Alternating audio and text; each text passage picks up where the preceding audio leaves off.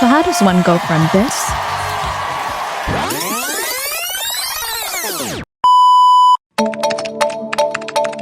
to this? Welcome to Kizbiz, where we unpack pop culture moments with actual factuals.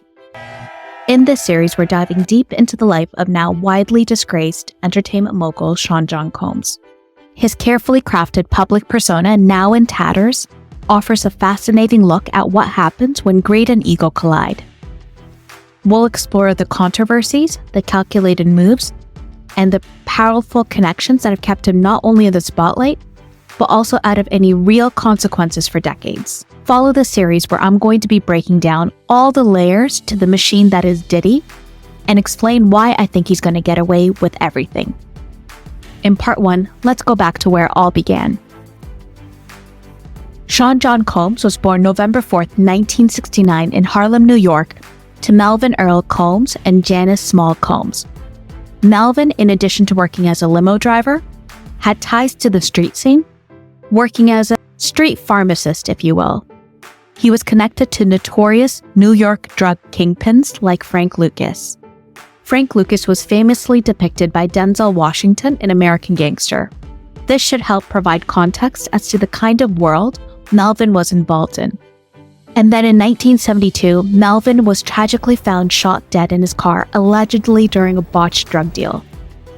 After his death, it was revealed that the government had wiretapped Melvin's phone, gathering enough intel to dismantle some large narcotic distribution rings.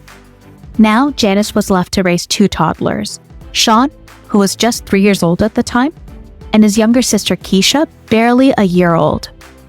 Both were far too young to understand the weight of the tragedy, so Janice chose to tell them that their father died in a car accident, purposefully concealing the truth of the dangerous circumstances surrounding his death. With the weight of single motherhood bearing down on her, Janice enlisted the help of her mother, Jessie, to raise the kids in Harlem. In a 2006 interview with Oprah Winfrey, Diddy shared that his mom stepped into the role of a father while his grandmother took on the role of his second mother. This dynamic, he says, shaped who he became.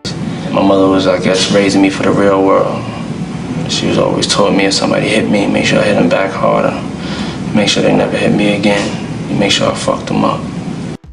Janice worked multiple jobs to support her family. Interestingly, in 2010, she also revealed she worked in a quote-unquote after-hours spot. And he never knew this. I worked in an after-hours spot, too. I had to come clean. I needed to come clean. Okay, now. Okay. I made more money because the men thought I was very glamorous, and I used to pour liquor, and they'd give me big tips. And that's how I was able to educate my children. Her caregiving job with United Cerebral Palsy was a key reason the family eventually moved to Mount Vernon, a more mixed-race suburb. Sean split his time between the suburbs and Harlem, where his grandmother still lived. Janice enrolled Sean at Mount St. Michael Academy, an all-boys Catholic school in the Bronx.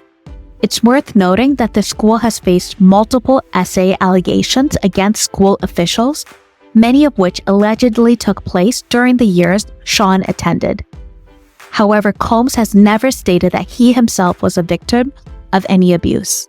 While in high school, Sean was a star player on his varsity football team and even helped them win a division title. He had dreams of becoming a professional football player, but a broken leg during his senior year dashed those hopes. Disillusioned about his future, he started hitting the clubs with his friends, where his dancing caught the eye of talent crew. At the time, artists often filmed their music videos in clubs, and crew members would hire people already on the scene to be extras. So Sean got the chance to appear in music videos for major artists like Diana Ross, Fine Young Cannibals, and Babyface. The glamour of the spotlight was luring, but he couldn't figure out how he was going to make that his life. That is, until he saw an Uptown Records commercial featuring Andre Harrell at the helm of a conference table. Andre Harrell was a former rapper who at the time was a president of Uptown Records. This was a moment. Sean realized that he wanted to be the one in control. He could be in the music business like he hoped, and he could also be the one calling the shots. So after graduating high school, Sean moved on to Howard University to pursue a business degree.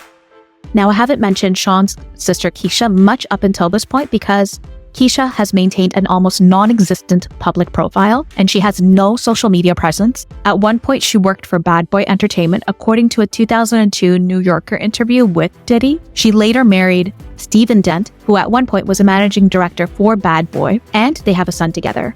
It's intriguing that given everything going on with Combs right now, Keisha hasn't appeared at any of his high-profile court proceedings, especially considering a large part of Combs' ongoing strategy to win public favor is by emphasizing his role as a family man. So, is Keisha just fiercely private, or is there something more at play here? If you have any information on her, or if you think you know why she's laying so low, feel free to drop your thoughts in the comments. So what do you think? Looking at his childhood, can we trace any signs of the behavior that would later come to define him?